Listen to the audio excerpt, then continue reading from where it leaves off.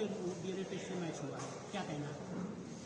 देखिए, जहाँ तक मोहित जी का है तो हमारे नेताजी ने,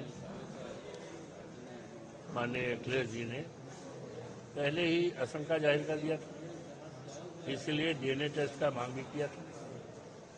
लेकिन अफसोस है कि पता नहीं हमारे प्रदेश के मुख्यमंत्री आदरणीय बाबा जी आदित्यनाथ जी की विचारधारा इस प्रदेश के और देश के मुसलमानों के प्रति ऐसी विचारधारा क्यों है, ऐसी नाराजगी क्या है, ये बात समझ के बाहर है।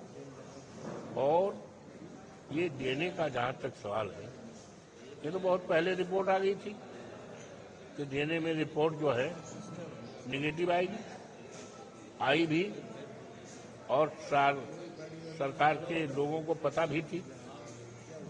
और ये अगर माननीय उच्च न्यायालय द्वारा निर्देशित भी किया गया होता इसको 30 तारीख तक पेश करने का, तो सरकार ही छिपाए रहती, क्योंकि सरकार को पता था कि हमने बड़ा कार्रवाई भी इस पर कर दिया, उसके घर को भी ढहा दिया गया, बुलडोजर भी चला दिया, और रिजल्ट आया कि डीएनए में उसका कुछ आया नहीं, तो पूरी तरह इनोसेंट है ना। तो इसको माननीय उच्चतम न्यायालय ने भी संज्ञान लिया है।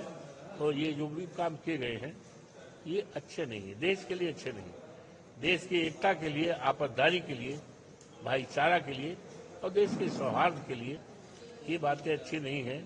और इस बातों का जब 27 में चुनाव होगा तो एक एक हिसाब इस प्रदेश की जनता भारतीय जनता पार्टी की सरकार से लेगी। एक बड़ा निर्णय आ गया बुलडोजर को लेकर के।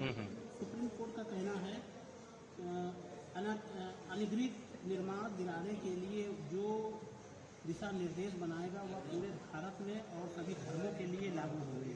अदालत ने कहा है कि वह स्पष्ट कर देगी कि केवल इसलिए कि केवल कोई व्यक्ति आरोपी या दोषी है उस या संपत्ति की ध्वस्त।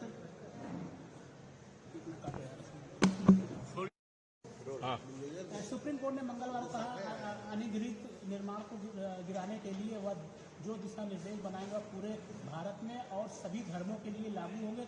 अदालत ने कहा है कि वह स्पष्ट कर देगी कि केवल इसलिए कि कोई व्यक्ति आरोपी या दोषी है या संपत्ति को ध्वस्त करने का अधिकार नहीं हो सकता है। उन्होंने कहा है कि हम जो भी कुछ कर रहे हैं वह एक धर्मनिरपेक्ष देश है। ये केवी विश्वनाथन की पीठ ने कहा है कि हम इसे सभी नागरिकों के लिए, सभी संस्थाओं के लिए रख करके किसी विशेष समुदाय के लिए नहीं होगा। क्या कहना है?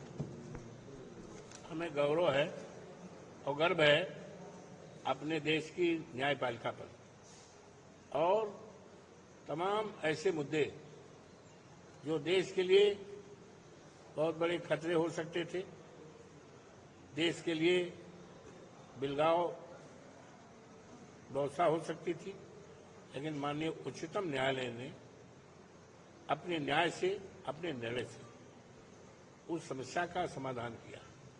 तो इसी तरह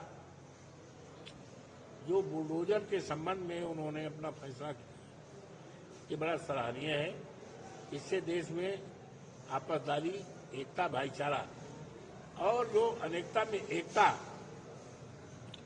का सौहार्द देश में बना है उसको कायम करने में हमारे देश की न्यायपालिका सक्षम है। हम इसकी सराहना करते हैं।